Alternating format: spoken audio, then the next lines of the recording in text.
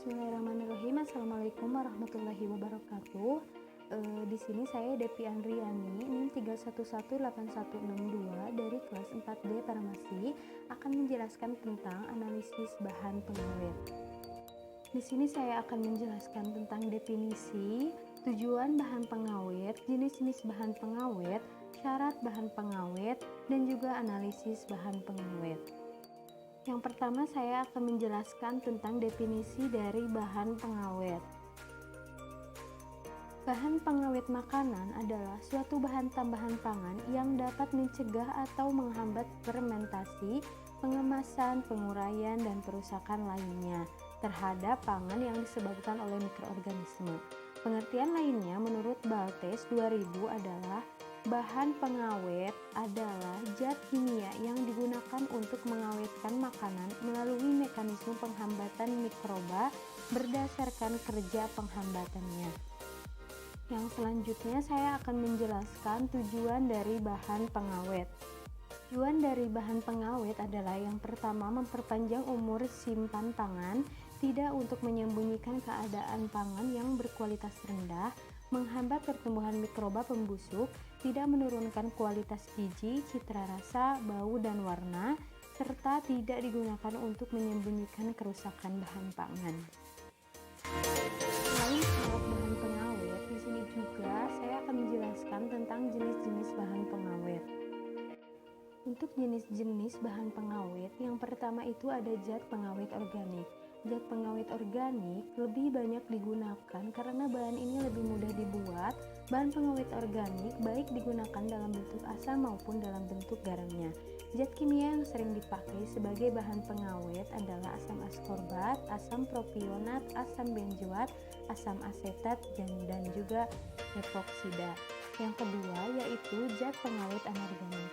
Zat pengawet anorganik ini yang masih sering dipakai adalah sulfit, hidrogen peroksida, nitrat, nitrit, sulfit yang digunakan dalam bentuk gas SO2, garam Na atau K-sulfit, dan metabisulfit.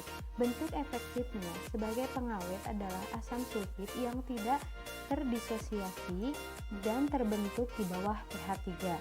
Garam nitrat dan nitrit umumnya digunakan pada proses curing daging untuk memperoleh warna daging yang baik, mencegah pertumbuhan mikroba seperti Clostridium botulinum. Untuk selanjutnya di sini ada syarat bahan pengawet. Syarat bahan pengawet diantaranya yaitu mempunyai sifat sebagai antimikroba, memperpanjang umur simpan makan, mudah dilarutkan, tidak bersifat toksik, mudah dilakukan pengujian secara kimia, tidak mudah bereaksi, dan juga aman dalam dosis yang ditentukan. Untuk yang selanjutnya saya akan menjelaskan tentang analisis bahan pengawet. Untuk yang selanjutnya yaitu ada analisis kuantitatif. Ada formalin menggunakan metode spektrofotometri. Sebanyak 1 ml filtrat sampel dalam botol 100 ml. Kemudian tambahkan 1 ml preaksisif diencerkan dengan aquades dalam labu takar 10 ml. Kemudian larutkan blanko disiapkan dengan mengganti 1 ml filtrat sampel dengan 1 ml preaksisif. Kemudian encerkan dengan aquades dalam labu takar 10 ml. Larutan tersebut diukur absorbansinya pada panjang gelombang 555,56 meter. Yang selanjutnya yaitu ada boraks menggunakan metode kolimetri. Sampel ditimbang dan dihaluskan, lalu ditambahkan aquades sambil diaduk hingga tercampur rata. Kemudian disaring dan difiltrat, ditampung sebagai larutan sampel. Selanjutnya dimasukkan 25 larutan sampel ke dalam labu Erlenmeyer dan ditambahkan 3 tetes HCl pekat 0,2 gram mannitol dan 2 tetes indikator fenol protein, kemudian diiritasi dengan larutan NaOH 0,1 m dan diamati volume NaOH yang diperlukan untuk menitrasi sampai larutan berwarna merah.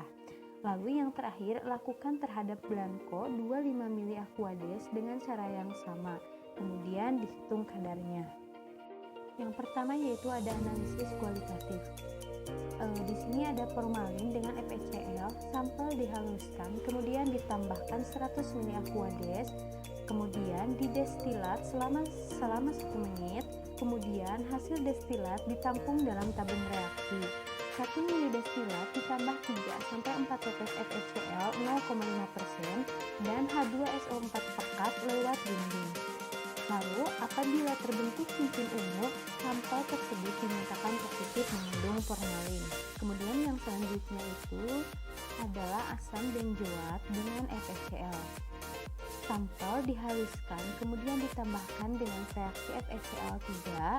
Lalu, jika terbentuk warna salmon, maka sampel tersebut dinyatakan positif mengandung pengawet asam benzoat.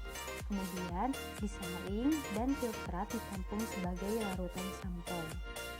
Yang selanjutnya yaitu ada boraks dengan uji nyala api. Sampel dipijarkan pada suhu 600 derajat Celcius selama 2 jam, kemudian ditambahkan dengan 5 ml metanol dalam 1 ml asam sulfat pekat ke dalam sampel yang telah dipijarkan atau diabukan. Lalu, sampel dibakar di tempat yang gelap dan diperhatikan nyala api. Jika api berwarna hijau, maka sampel positif mengandung boraks. Sekian presentasi yang dapat saya sampaikan, mudah-mudahan bisa dimengerti dan bermanfaat. Mohon maaf bila banyak kesalahan. Wassalamualaikum warahmatullahi wabarakatuh.